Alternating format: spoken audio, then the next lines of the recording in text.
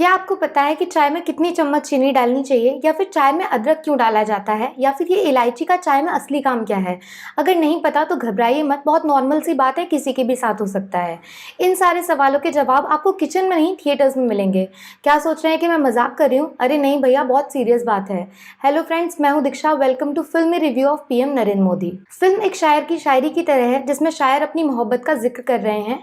तो इस फिल्म में शायर हैं डायरेक्टर उमंग कुमार और उनकी मोहब्बत है नरेंद्र मोदी, जिनका रोल प्ले किया है विवेक ओबरॉय ने। शायरी सुनने में तो अच्छी लगती है, लेकिन मुझे भी पता है और आपको भी पता है कि चांद तारे तोड़ लाना मन बनावटी बातें हैं और असल जिंदगी में ऐसा कुछ नहीं होता। फिल्म की शुरुआत में एक डिस्क्लेमर डाला गया है, जिसमें ये बात साफ कर दी गई है कि फिल्म की कहानी पूरी सच नहीं है।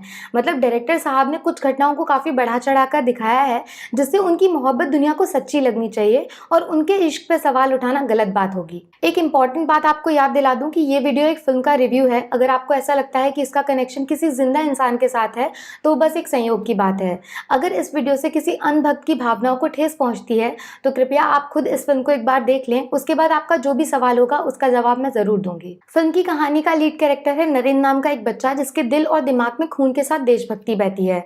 नरेंद्र का ब्लड ग्रुप आम इंसानों की तरह AB पॉजिटिव नेगेटिव वगैरह कुछ भी नहीं है। उसके ब्लड ग्रुप का नाम है इंडिया। नरेंद्र एक गरीब परिवार से हैं और उसके पिता रेलवे स्टेशन पे चाय की दुकान चलाते हैं और माँ दूसरों के घरों में बर्तन धुलने का काम करती हैं, और उनका रोल फिल्म में सिर्फ 5 मिनट का है। इसके बाद फिल्म की कहानी 15-20 साल आगे बढ़ जाती है, जब नरेंद्र एक नाटक में एक्टिंग कर रहे होते हैं। यहाँ पे नरेंद्र विमेन एम्पावरमेंट की स्पीच देते हैं और नारी सम्मान की बड़ी बड़ी बातें करते हैं। लेकिन जब शादी के लिए उनके घर लड़की वाले उनसे मिलने आते हैं, तो नरेंद्र उनको बीच में ही छोड़कर सन्यासी बनने चले जाते हैं। शायद नरेंद्र की डिक्शनरी में औरतों की रिस्पेक्ट करने का यही तरीका होगा, वरना नरेंद्र जैसा परफेक्ट देशभक्त एक औरत को डिसरिस्पेक्ट तो बिल्कुल नहीं करेगा। इसके बाद फिल्म में हमें इंडियन पॉलिटिक्स की सच्चाई दिखाई जाती है, जिसमें बीजेपी को छोड़कर देश की बाकी जितनी भी पार्टी हैं वो सभी भ्रष्ट हैं। सबके सब चोर हैं, अच्छा कौन है? सिर्फ बीजेपी। अरे बीजेपी की तो फुल फॉर्म भी भारतीय जनता पार्टी है, तो ऐसे में बीजेपी के ऊपर सवाल उठाना तो गलत बात होगी ना। कुछ सीखिए फिल्म के डायरेक्टर से। आज के बाद कोई भी बीजेपी को फालतू बदनाम नहीं करेगा, ठीक है? फिल्म में नरेंद्र की आम से खास बनने की जर्नी दिखाई जाती है, जिसमें वो कभी आतंकवादियों के सामने झंडा लेकर खड़े हो जाते हैं, तो कभी इंदिरा गांधी के मुंह पर पेपर फेंक के मार देते हैं। लेकिन नाम बदनाम हुआ तो क्या हुआ, नाम तो हुआ ना। इसके बाद तो नरेंद्र को रोकना मुश्किल ही नहीं, नामुमकिन है। कभी वो गुजरात में जाकर लोगों के लिए खुदाई करते हैं, तो कभी हिंदू मुस्लिम दंगों के बीच डॉक्टर और पुलिस दोनों का काम करते हैं।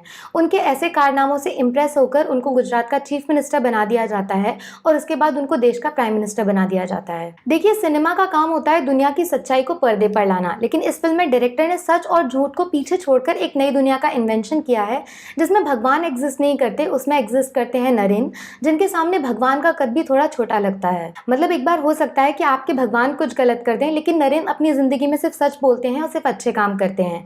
अगर आपने उन पर सवाल खड़े किए तो आप बन जाएंगे फिल्म के विलन, नहीं तो आपको मनमोहन सिंह बना दिया जाएगा, जिनका फिल्म में बिना कुछ बोले ही काफी मजाक उड़ाया गया है। फिल्म वैसे तो 2 घंटे की है, लेकिन आप शुरुआत के 2 मिनट के बाद ही समझ जाते हैं कि ये फिल्म एंड कैसे होने वाली है। कौन बुरा है कौन अच्छा है, ये तो आप फिल्म देखे बिना भी बता सकते हैं। बस घर का टीवी ऑन करिए और न्यूज चैनल खोलिए, मीडिया वाले आपको एकदम सच बता देंगे। फिल्म को जरूरत से ज्यादा शुगर कोट किया गया है, जिससे एक टाइम के बाद आप इससे खुद को दूर रखना शुरू कर देते हैं। वैसे भी आजकल शुगर का इलाज बहुत महंगा है और पैसे पेट पे उगते नहीं हैं। मतलब असली दुनिया में तो नहीं उगते, लेकिन नरेंद्र भाई की दुनिया में ये सब पॉसिबल है। बस आपको करना इतना है कि लॉजिक और सेंस को गोली मारकर सिर्फ भक्ति पर पूरा ध्यान देना है। फिल्म की सबसे बड़ी वीकनेस है इसकी कमजोर स्टोरी लाइन, जो जरूरत से ज्यादा बनावटी है और एक टाइम के बाद आपके दिमाग में चुभने लगती है। फिल्म की कहानी के पीछे एक प्रोपेगेंडा है, जिसका काम है एक इंसान को ऊंचा दिखाना और बाकी सभी को नीचा दिखाना। मतलब अगर खुद नरेंद्र मोदी जी भी इस फिल्म को देखेंगे तो वो बाद में जरूर बोलेंगे, यार ये तो मैं हूं ही नहीं। फिल्म में आपके सामने बस रिजल्ट रख दिए गए हैं, लेकिन उस रिजल्ट तक पहुंचे कैसे वो कुछ भी नहीं बताया गया। मतलब आपने क्लास में एग्जाम दिया और टीचर ने 5 मिनट बाद आपको रिपोर्ट कार्ड दे दिया जिसमें आप फेल हो गए, तो आप पूछोगे ना, यार मेरी आंसर शीट तो दिखाओ।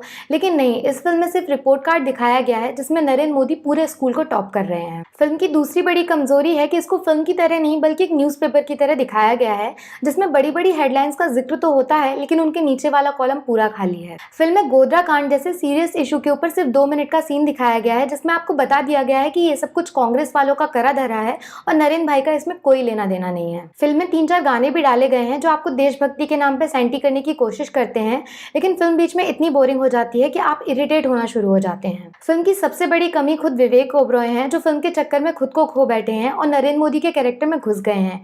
लेकिन फाइनल रिजल्ट कुछ ऐसा है कि ना तो वो विवेक जैसे लगते हैं और ना ही नरेंद्र मोदी जी जैसे। उनके डायलॉग से लेकर उनके लुक सब कुछ एकदम नकली लगते हैं और ऑडियंस का दिल जीतने में पूरी तरह फेल हो गए हैं। फिल्म का डायरेक्शन एकदम वीक है, कोई भी सीन कहीं पर भी शुरू हो जाता है और कहीं पर भी खत्म हो जाता है। फिल्म में कभी भी कहानी 5-10 साल आगे बढ़ जाती है और बीच का सब कुछ पीछे छोड़ दिया जाता है। फिल्म को छोटे छोटे टुकड़ों में बांट दिया गया है जिनका फाइनल रिजल्ट एकदम फीका साबित होता है। तो यार देखो, बाहर मौसम वैसे भी थोड़ा गर्म है, तो अपने घर से फालतू में बाहर बिल्कुल मत निकलो, वो भी ऐसी परियों जैसी कहानियां सुनने के लिए तो बिल्कुल भी नहीं, जिसके सच होने के चांसेस हमारे देश के समझदार होने के चांसेस के बराबर हैं। मेरी तरफ से पीएम नरेंद्र मोदी को 5 में से 1 स्टार, वो भी भक्तों का दिल रखने के लिए। मिलूंगी आपसे अगले वीडियो में। Take care, bye bye.